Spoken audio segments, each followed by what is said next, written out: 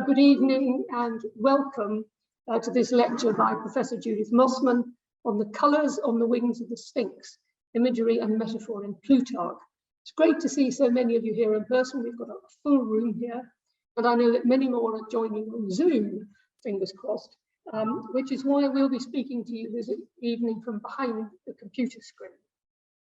I'm Margaret Mountford, Honorary Secretary of the Hellenic Society, and it's my pleasure to chair this evening's event. But first, I'd like to read a message from Professor Paul Cartledge, our current president. Dear fellow SPHS members, it would have been my very great pleasure and privilege to have opened the new 2021-22 season of lectures as your president in person. Would have been. But alas, a temporary physical impairment keeps me confined to my barracks in Cambridge. But I'm happy to know that my place is being taken by Dr. Mountford, and very happy indeed that she will be presiding over a talk by my very distinguished predecessor and very good friend from of old, Professor Judith Mossman. Thank you, Margaret. Thank you, Judith. I shall, of course, be tuning in via the seemingly inevitable and indispensable medium of Zoom, so we'd all better behave.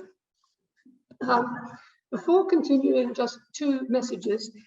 Paul's message assumed that everyone here was an SPHS member. If anyone isn't, please join. There are some membership forms, and there are also some copies of our magazine, Argo, which is a great read. So if you aren't a member or you don't get Argo, please feel free to take one. Judith was a wonderful president, but sadly she was unable to deliver the customary presidential lecture at our annual general meeting in 2020, as the last 3 months of her term of office coincided with the first 3 months of lockdown. And for the last 2 summers, we were unable to hold a live AGM with members physically present. For this purpose, I don't count our 2 AGMs in a car park in Didcot. Judith very much wanted to deliver her presidential address to a live audience, not just on Zoom. So it's fitting that she will speak to us tonight at our first live event for over 18 months. Judith was Professor of Classics at Nottingham before taking up her current post as Pro-Vice Chancellor of the Faculty of Arts and Humanities at Coventry University. Her fascinating inaugural lecture there was on the subject of the Phoenix, ancient and modern. Tonight, she's focusing on a different exotic beast, the Sphinx, and on Plutarch, who has long been one of her main research interests. And as usual, there will be an opportunity to ask questions afterwards. So over to you, Judith.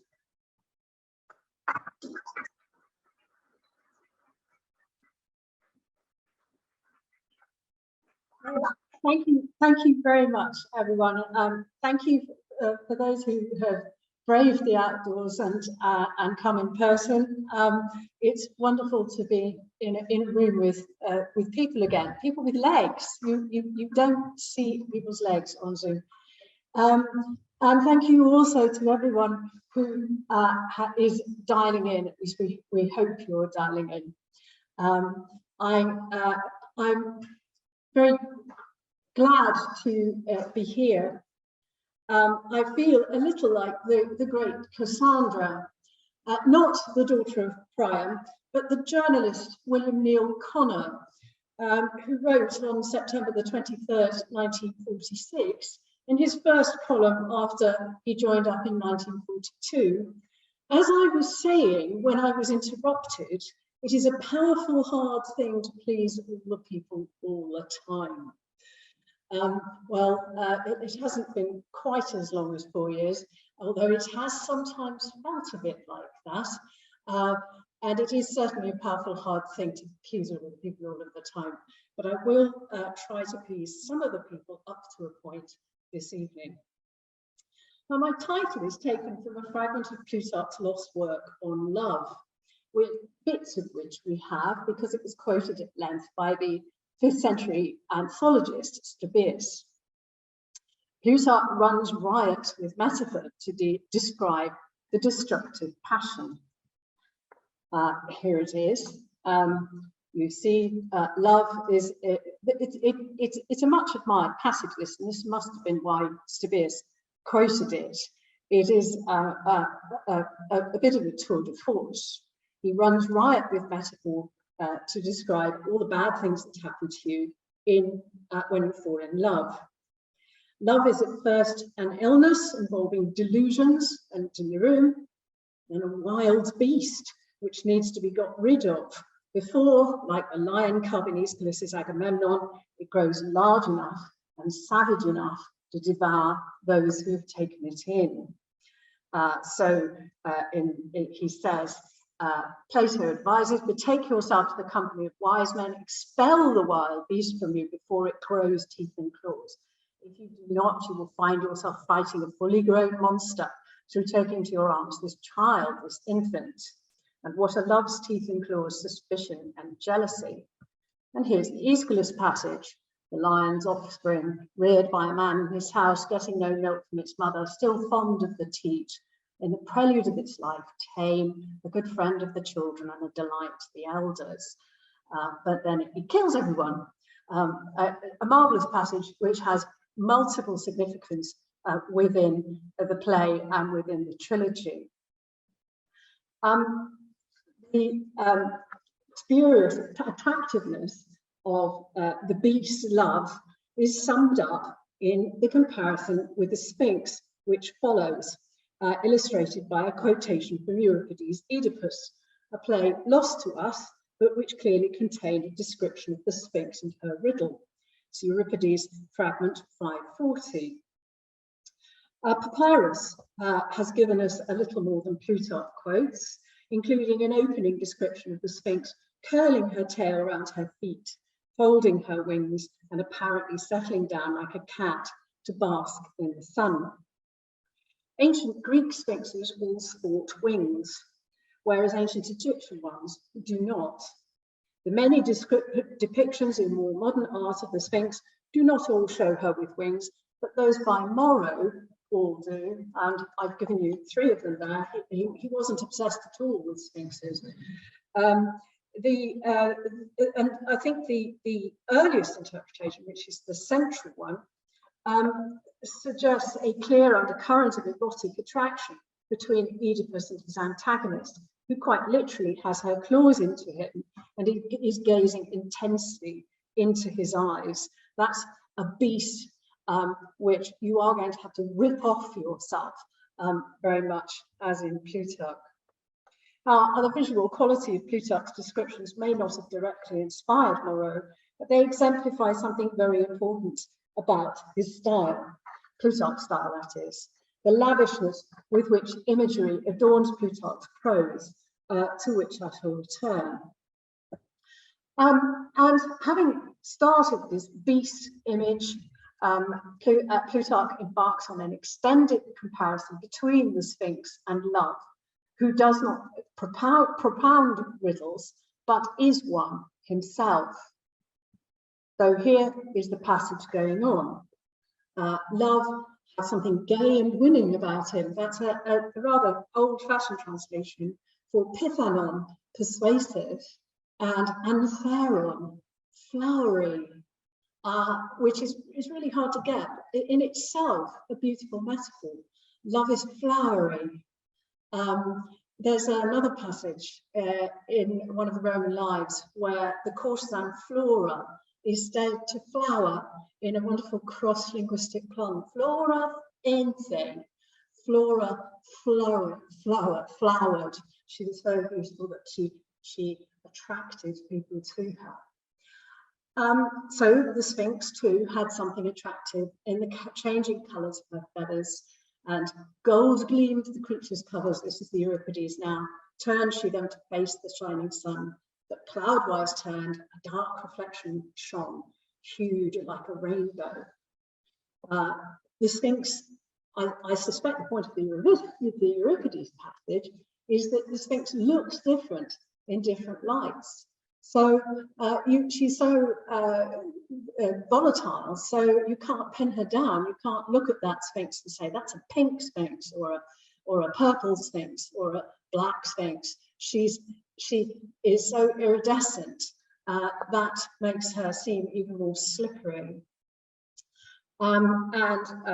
So this extended comparison continues, and Love is himself a riddle that would be hard to discover or solve.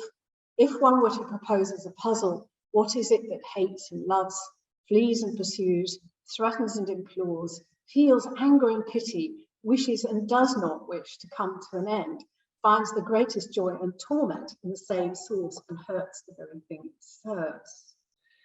There's the riddling nature of love.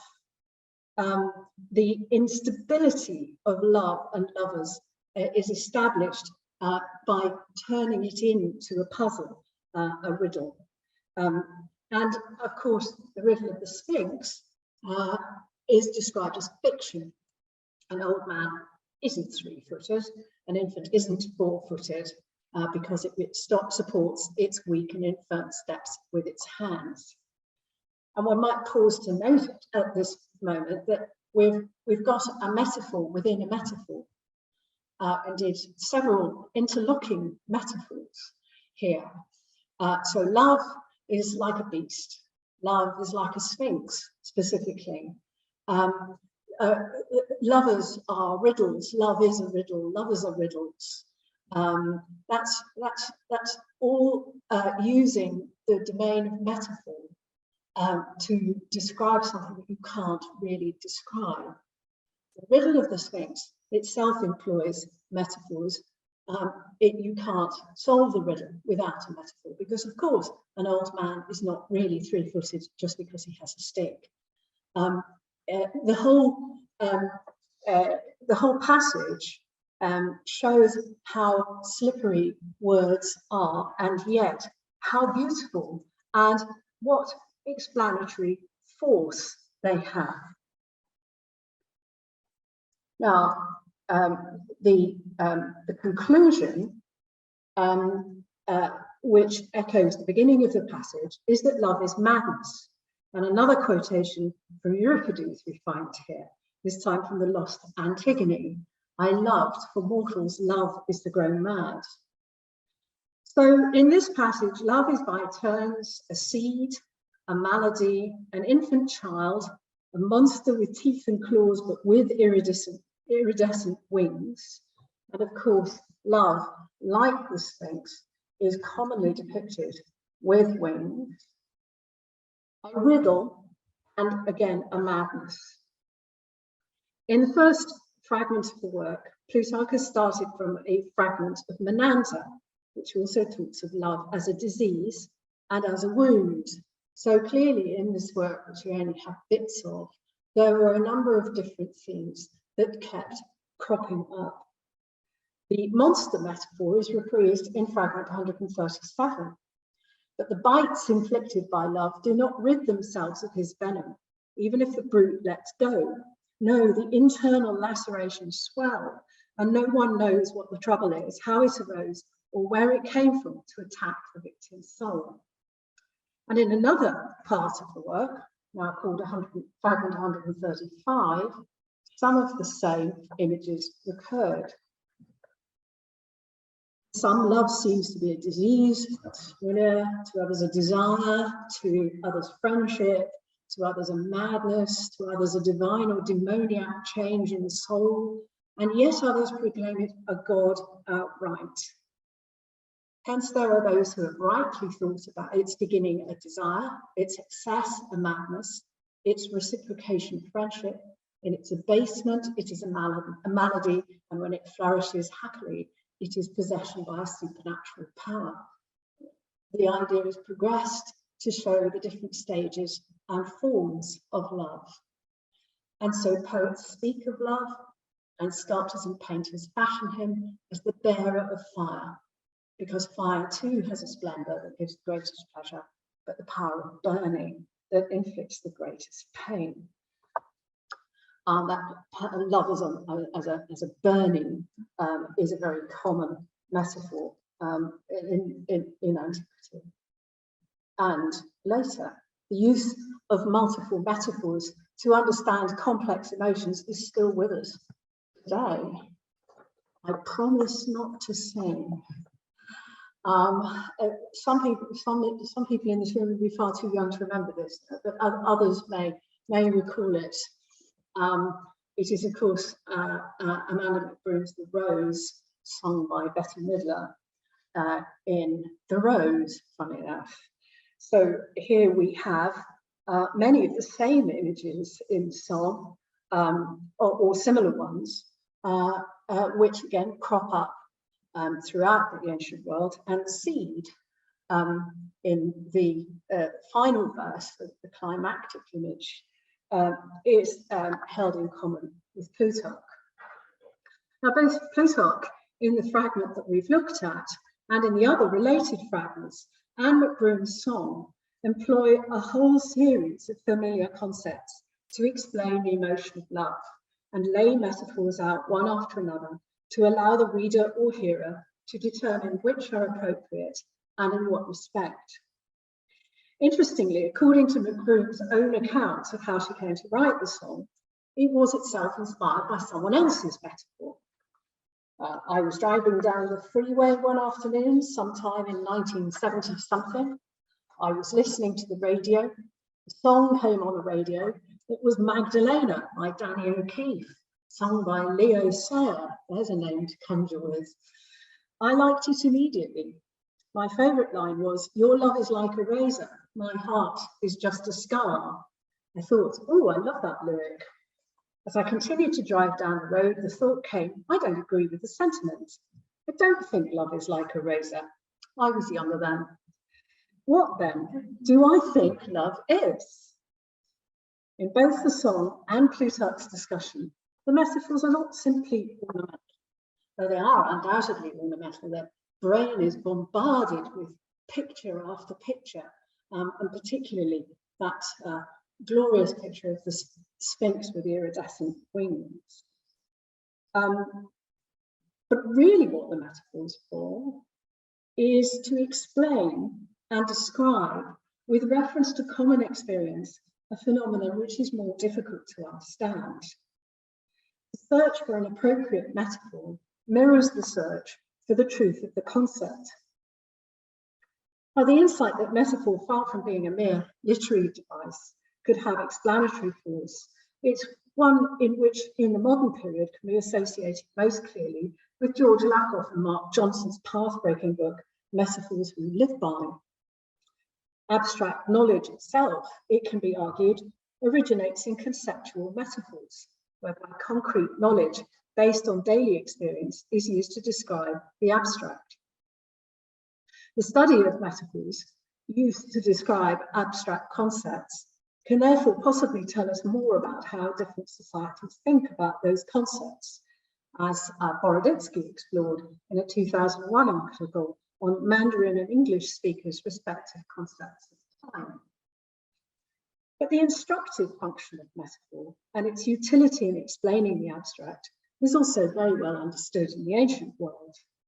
Far from being mere rhetorical flourishes, metaphors were part and parcel of philosophical discourse from at least Plato onwards, as Lakoff and Johnson made very clear. They contrast Plato and Aristotle's productive use of metaphor to produce insight. Now, Plato never actually uses the word metaphor. It is not found in a rhetorical sense before Aristotle, but he does use other words for a mode of exposition, which seems very similar, such as eikon, image, and paradigma, exemplar. And he certainly uses metaphors in philosophical discussion, sometimes in ways which actually swing the arguments in one direction rather than another, and not always the most obvious direction. And Plutarch, the great Platonist, also uses this technique, as I've argued, in relation to whether the land animals are more intelligent than the sea animals. A fine work, which I recommend as bedtime reading, is a particularly good bit about a crocodile. And if you like dolphin stories, they are also well represented. This can also be seen in his Gorillas, which stars a talking pig. And I allow myself, a picture of a learned pig, Toby, the learned pig, who was a big star in the 18th century, And you can observe that a volume of Plutarch is conspicuous on the left-hand side of the picture. He was also reading Rousseau, Terence, Hume, and Shakespeare, so he was very well-read chap. Now, the Gryllus is also a very entertaining work. It's about Gryllus the pig. Gryllus started life as a man until he was changed into a pig by Circe. Circe and Odysseus open a dialogue, and Odysseus says, well, you'll have to turn all these people back into men, all the people who turned into pigs and so on. And Circe says, well, I mean, I tell you what, you see if you can persuade them to be turned back. Here's the head pig, and Gryllus appears. Let's see what he says about it. And Gryllus, of course, then rather unexpectedly argues that he'd much rather be a pig, thank you very much. Pigs are much better than humans, and so are all animals. And he has a long speech. It's very difficult to know whether this work is complete or not, it probably isn't, in which he convinces Odysseus of the superiority of animals over humans by pressing upon him animal metaphors for strength and courage, mostly in self-referential learned joke, Homeric in origin. Of course, there is another joke here. The eloquent Odysseus is all but silenced, certainly out-argued by a pig, and the pig reads Homer, though not always as carefully as he might. Indeed, it is partly his misreading of Homer which prompts the reader to ask, is the pig really winning the argument, or is Odysseus losing it? Here we have a sample. Once I heard you telling Circe about the land of the Cyclopes, that though it is not ploughed at all, nor does anyone sow there, yet is naturally so fertile that it produces every kind of crops. You then rate this land higher than rugged goat pasturing Ithaca, which barely yields the teller a meagre, churlish, trifling crop after great efforts and much toil. And see that you don't lose your temper and give me a patriotic answer that isn't what you really believe. And then Odysseus says, well, I actually prefer my native soil, but the other one wins my admiration. Very neutral. So this is the situation. The wisest of men thinks fit to commend and approve one thing while he loves and prefers another. Oh, this pig is really hard. It's pretty hardcore to argue with. Now I assume that your answer applies to the spiritual field also. The situation is the same as with the land. So that spiritual soil is better, which produces a harvest of virtues and as a spontaneous crop without toil.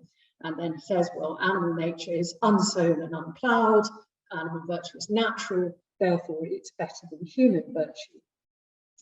Well, I have to say that there are a number of things here that Odysseus should have agreed to.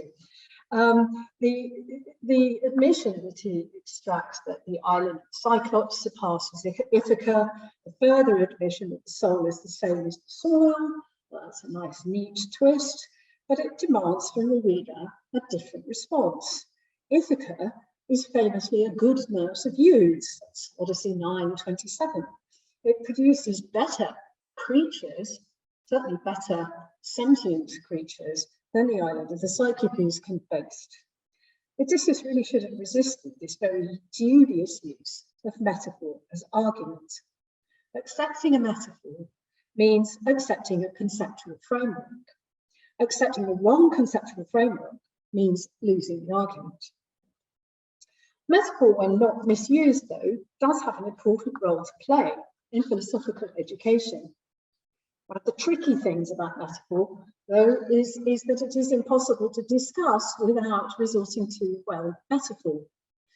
The word comes from the verb metaphero, carry across, transfer. It then comes to mean transfer a word to a new sense, and by extension, use metaphor. In another, more conventional passage of Plutarch, metaphor represents an alternative mode of explanation to straightforward naming. Cicero, in retirement during Caesar's dictatorship, sets himself to translate all the philosophical dialogues. And Plutarch says, it was he who, so they say, who first or principally named for the Romans both image and suspension of judgment, and assent on comprehension, and addition, atom, indivisible, void, and many other such terms, contriving to make them well known and communicable, some by metaphors, on the other hand, some by proper terms. In translating, a word in which lurks the Latin translatio, which also means carry across, Cicero sometimes coins an English metaphor, to which I shall return, his own terms, and sometimes expresses the meaning of the Greek by means of metaphor, conceptual translation from one idea to another. Well, I hope it's now becoming clear that metaphor has a deeper purpose than mere ornamentation. It's a mere ubiquitous way of connecting ideas to experience for the purpose of comprehension and communication. In other words, of education and the understanding of the external world in all of its complexity. Metaphors explain emotion, as in on love. They also illuminate religion. There are many examples of metaphors which seek to explain the nature of the divine in Plutarch. Here is a rationalizing passage from On Isis and Osiris, which seeks to explain Egyptian religion in terms of metaphor.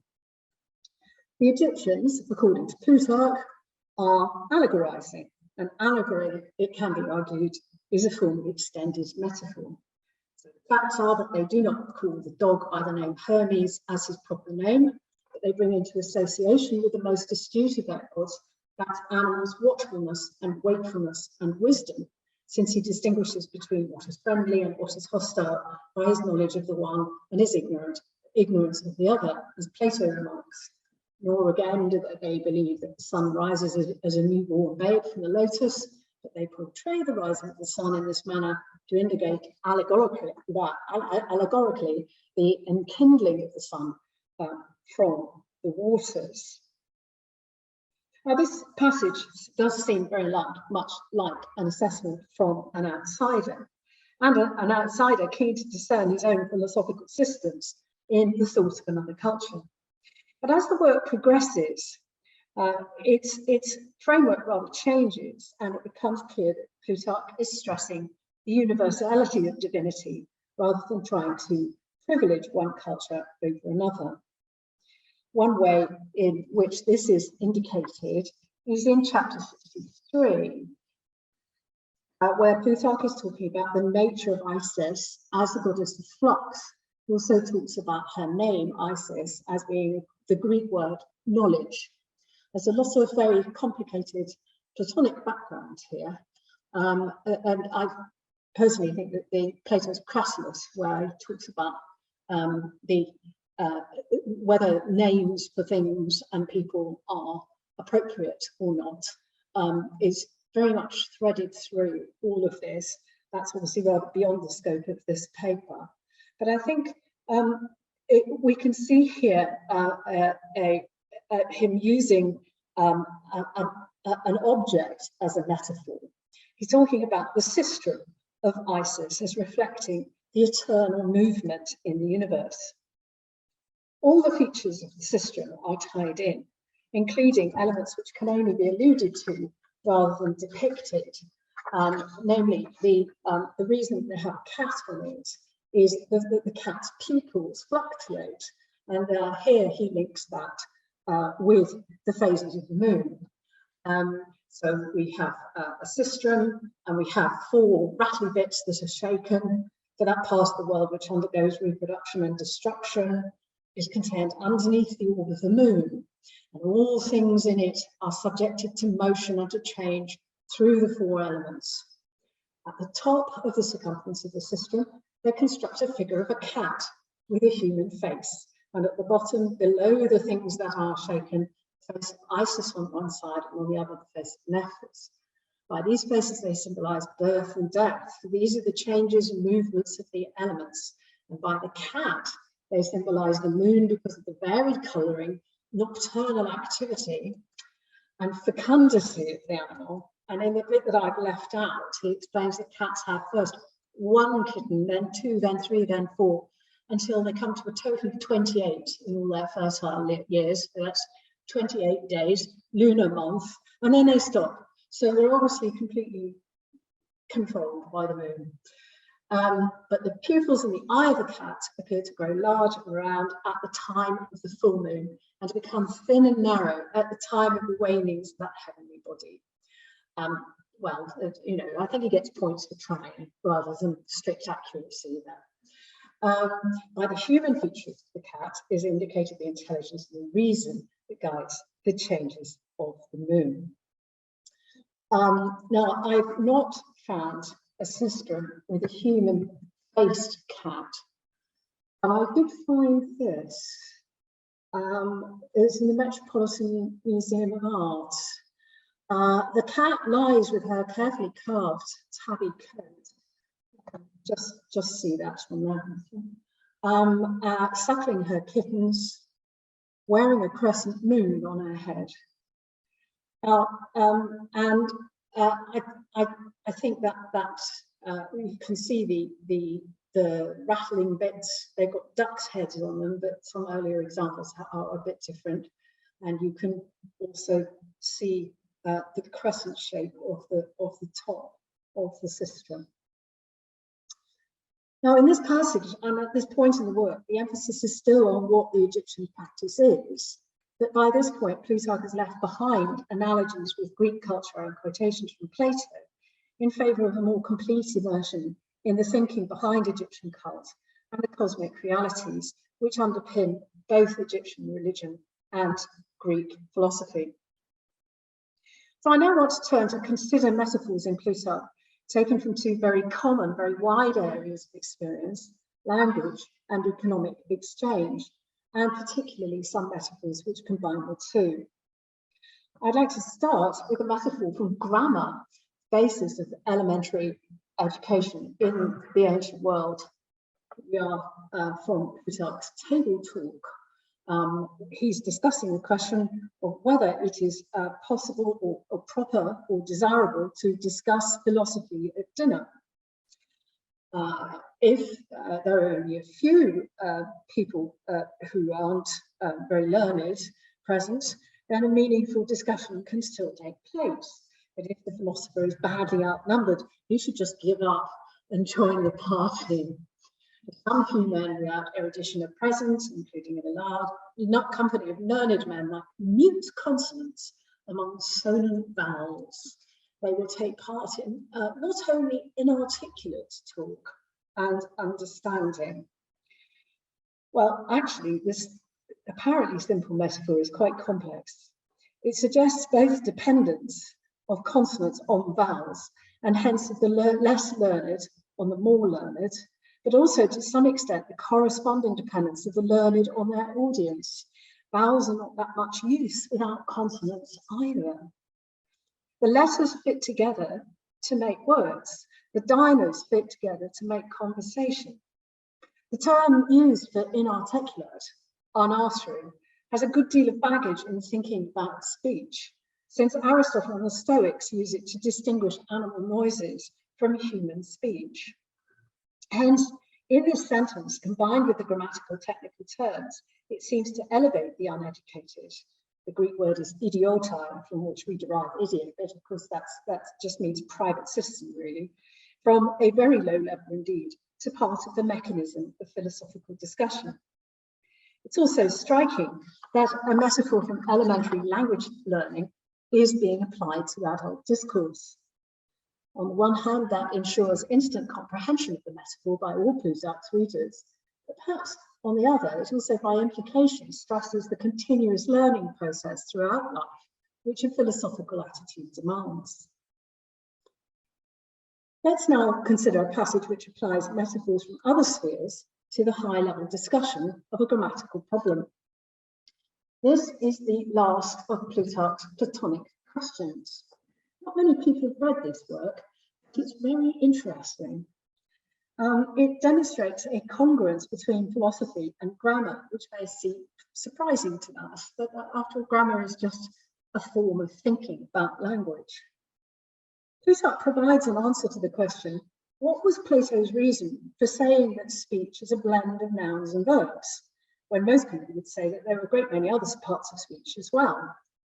The argument is set up by opposing Plato to a line of Homer containing all the parts of speech, a technique very much of the grammar schools with a few lines of Homer which have every single kind of word in them.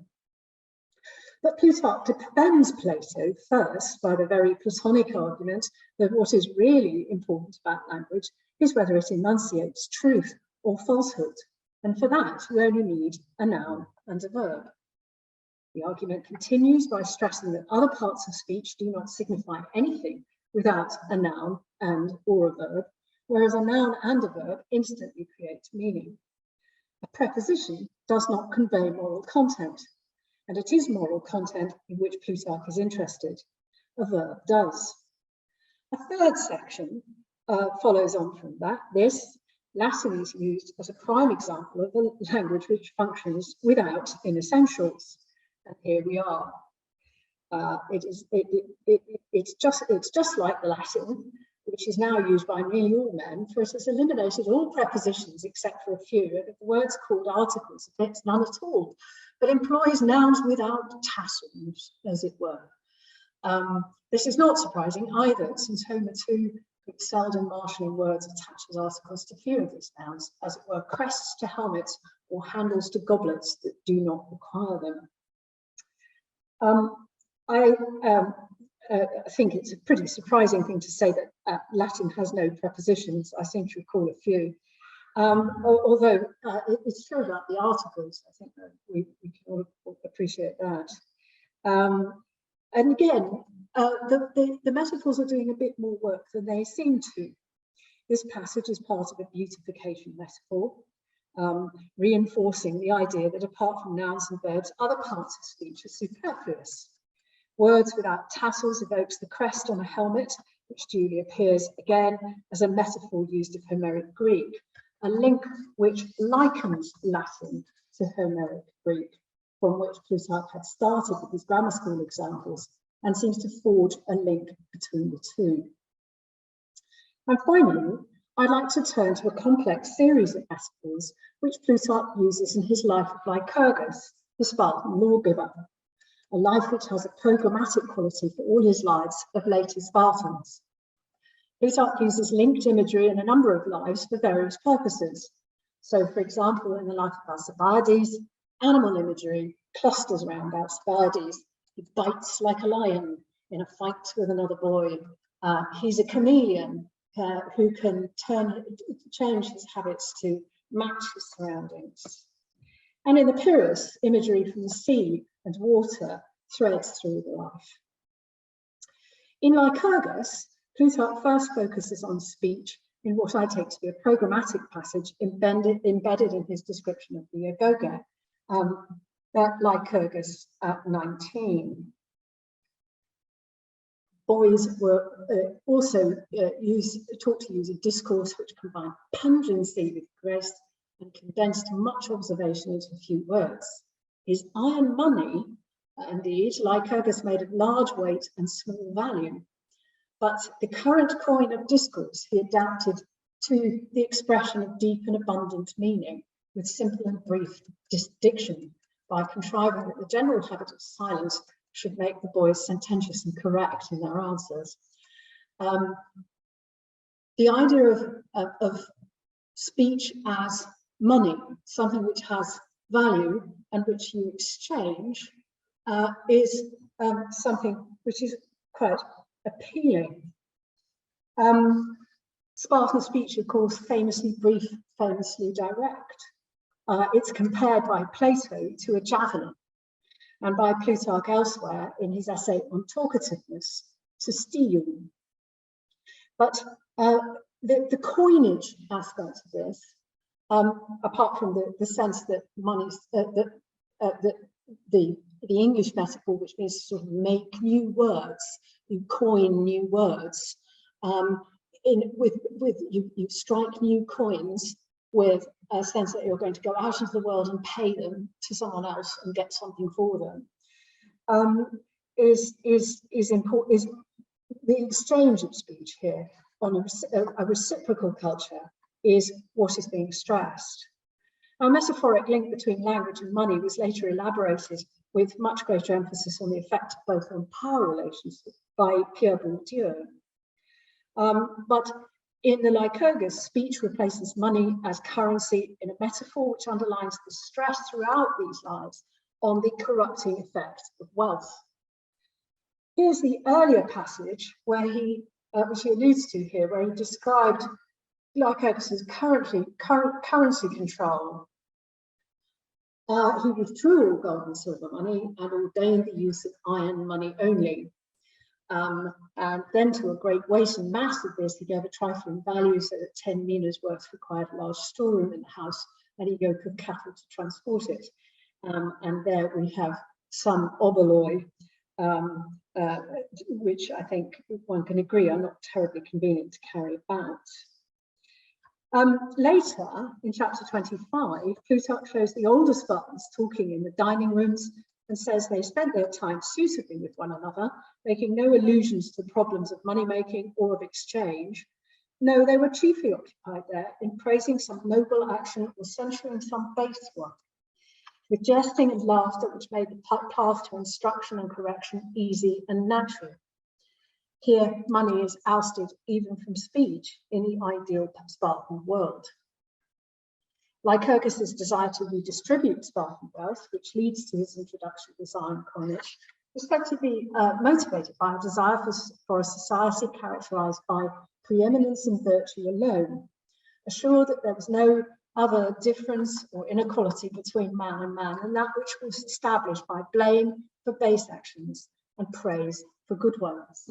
So blame and praise are actually more important than gold and silver. They are the currency of life in Sparta. Lycurgus hopes. Now, in the passage we looked at, it seems to have worked. The analogy which comes next between sexual and verbal inconsonance links the passage back to the description of Spartan sexual mores, which it follows, and also works to elevate brevity to a moral virtue. But the weapon metaphor is recalled, again focusing on exchange, only this time it's the exchange of blows in the closing anecdote featuring Agis III, which leads the reader to contemplate the failure of the future of Sparta and its continuity. Right, Plutarch then recounts some sayings of Lycurgus himself, and then, there it is. There's the anecdote about King Agis. That Plutarch then recounts some sayings of Lycurgus himself and then moves smoothly into other sayings of later Spartans, reinforces this effect. The speakers are taken from different periods of Spartan history, but their voices hit the same note. This is the true speech of Sparta, even if only some of it is reported in the Doric Greek which Spartans actually spoke. But as the Spartan lives unfold, money returns, banality becomes quite commonplace in Spartan affairs, and speech is often less pungent than Spartan and more corrupting in its effect. Speech as weapon, speech as currency, praise and blame as markers of standing rather than economic wealth. These metaphors are used to chart the progress of Spartan society across a series of texts. By the end of the Agis Cleomenes, Spartans are no longer laconic in their expression or impervious to money, or as distinctively virtuous and well-spoken as Lycurgus intended. Well, we have come a long way, if I may use a metaphor, argumenter's journey from love. And yet it could be said that all the examples here have tended in the same way, to show that ancient or modern, it is hard to communicate beyond a basic level without any kind of metaphor. And that metaphor does not only function as a prettification of text, but as a genuinely instructive feature of thought. The phrase "a dead metaphor" is used of a metaphor that has allegedly lost its power. But Lakoff and Johnson are surely right that death is a misnomer, a misapplied metaphor, in fact. Being so embedded in the language and culture that no one notices you is not death, but success.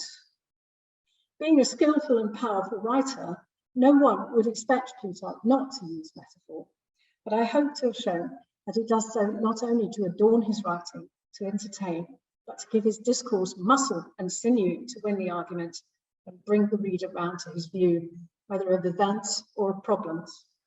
It is, in fact, an important weapon in his armoury of thought, a vital lifeline to his readers, ancient and modern, a window into his mind and his world. Thank you.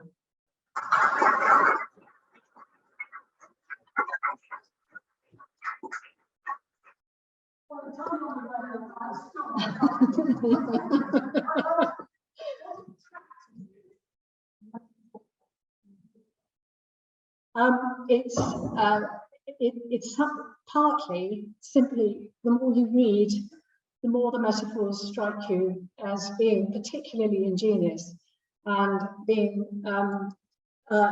actually very central to what he tries to do. This is part of a bigger project about Plutarch's linguistics, almost generally.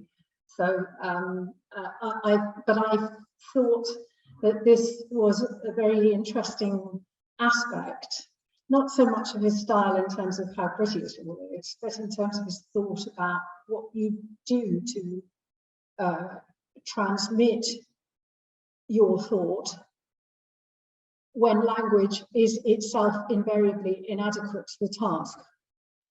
And if you're a Platonist, you definitely think language is inadequate to the task because you can't possibly use ordinary language to describe the forms. So it is a heavily, and at the same time, of course, Plato is another great manipulator of language, and you have the same paradox, I think, being played out in Plato that you do in Plutarch, with some interesting variations along the way. So I think that was really why I became interested in it.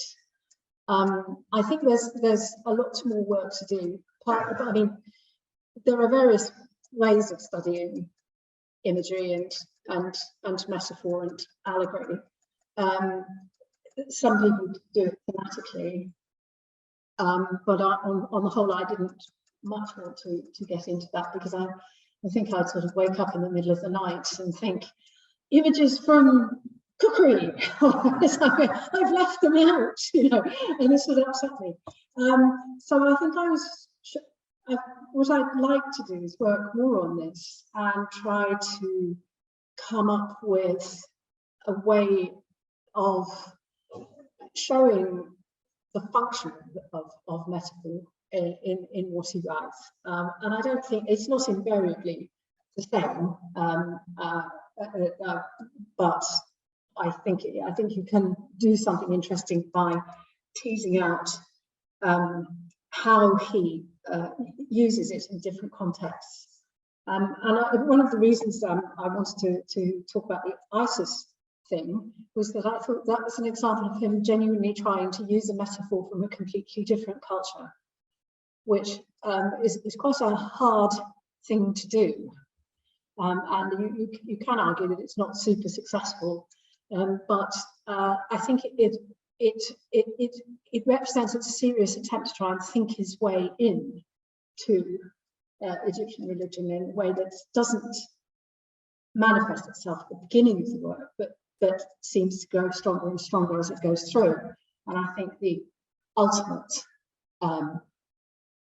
idea behind that is that he sees divinity as transcending cultural differences.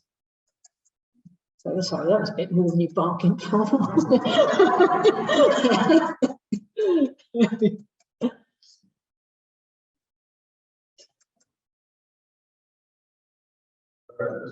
My question, but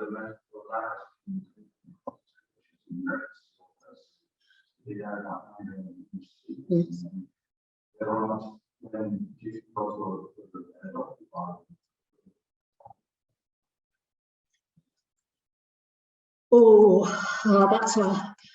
That's a tricky one. And the reason it's tricky is because I think it goes well beyond my competence, because I only really know what Plutarch thought, and he could have got it horribly wrong. I think they certainly did. I think generally in the ancient world there's a lesser reluctance than perhaps in the recent parts of the modern world to not adopt other people's divinities. And interestingly, you get at the beginning of the Republic, you have this festival of Bendis, who is a very foreign sort of goddess who's being inducted, as it were, into Athens, and they're going to have a festival of Bendis with a torch race, and it's going to be very nice. What they thought they were doing, however, by doing this, isn't very clear to me, and I don't think it's not a genuinely religious move, but I don't know what the people whose goddess Bendis originally was thought about the Athenians taking her up, as it were, whether they thought, gosh, that's really irritating, or whether they were just sort of pleased to have the importance of Bendis recognised. And I don't know that I can make much further progress with Isis, even though that seems to have lasted rather longer. Whether people were looking at these gods and thinking this is a very powerful goddess. She's like a number of other goddesses that I'm familiar with, but this is a bit different and I like it, so let's go there.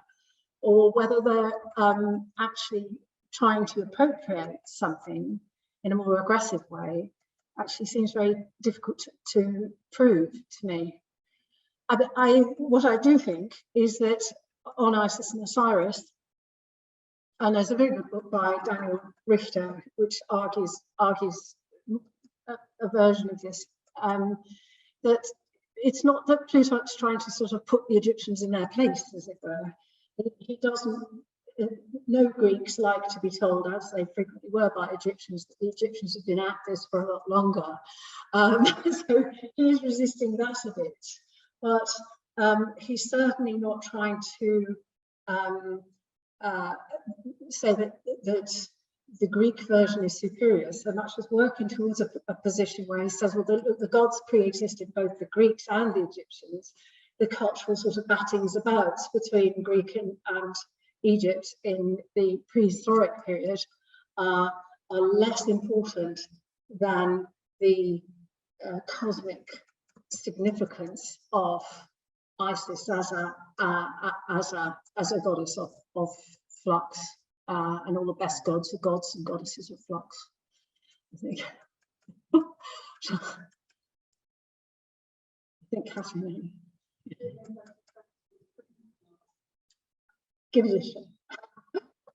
I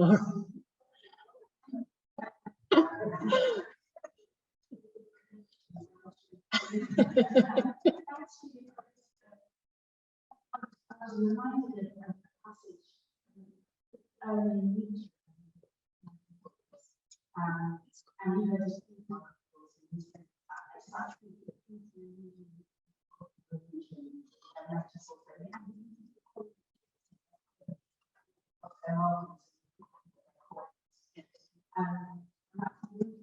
relationship.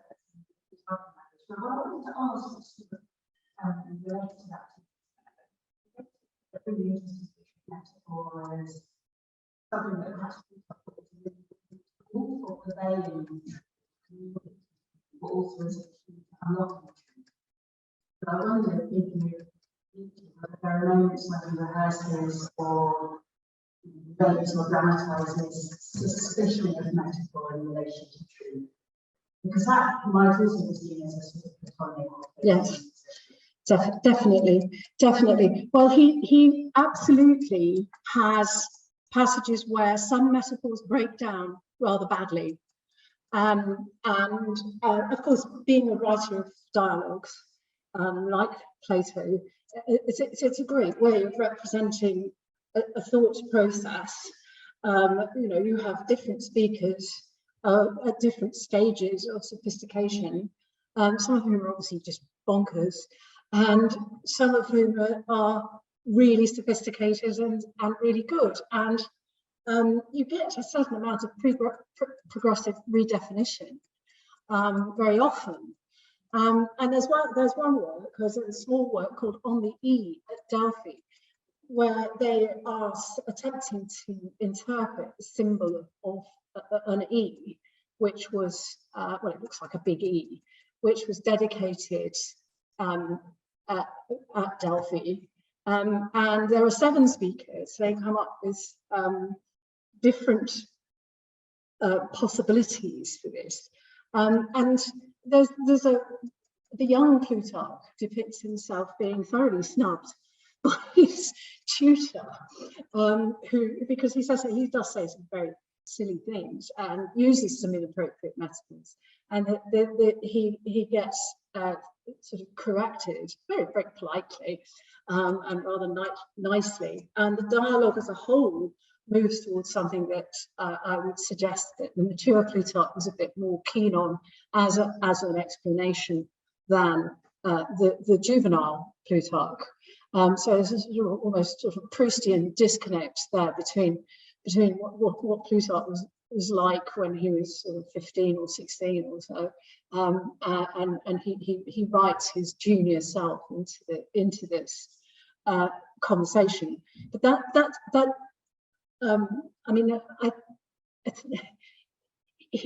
they do have some very sort of expressions and ways of thinking about the gods, particularly, which he obviously thinks now are just wrong, but he floats them. So I can't think of a passage where he just says metaphor is wrong, it's bad, stop it. In fact, I think I can think of the opposite on reading poetry. And he again talks about the educational value of poetry and of metaphor. But I can think of examples where people use inappropriate metaphors and then are corrected. Thank you. Well, I think I was given the right to bang desperately on the floor like a wrestler in a particularly difficult hold. And I think it's 8 o'clock, and we should probably call a halt there. So thank you very much.